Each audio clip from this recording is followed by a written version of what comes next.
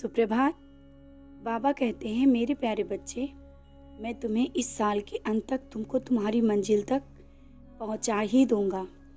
जो तुम सत्य और असत्य के बीच में फंसे पड़े हो, वो सच्चाई भी जल्दी तुम्हारे सामने ला दूंगा। तुम्हारे अंदर जो बदलाव आएंगे, जिसे देखकर तुम और तुमसे जुड़े लोग भी हैरान होंगे। जो अभी तुम्हारा मन अशांत है ना, और पूजा में बैठने पर भी इधर उधर की बातों में जाता ही रहता है, जल्दी ही तुम्हारे अंदर की ऊर्जा को संचार होने लगेगा।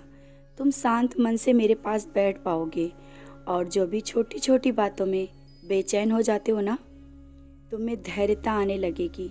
तुम बड़े से बड़े फैसले आसानी से ले पाओगे।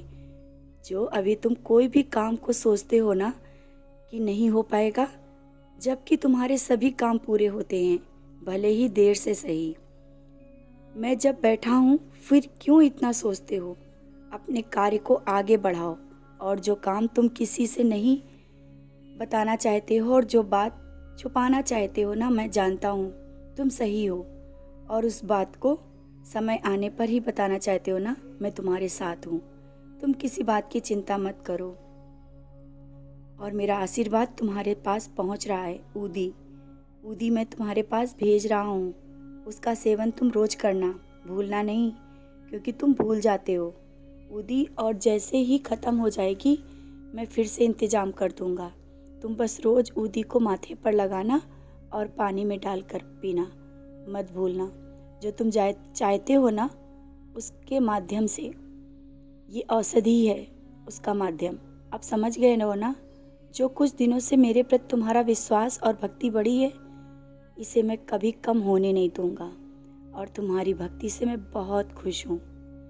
और जो अभी घर में परिवार में कलह और परेशानियाँ चल रही हैं ना, इसके लिए थोड़ा समय निकालकर कुछ दिनों तक नित्य साईं चालीसा का पाठ करो, सब ठीक हो जाएगा।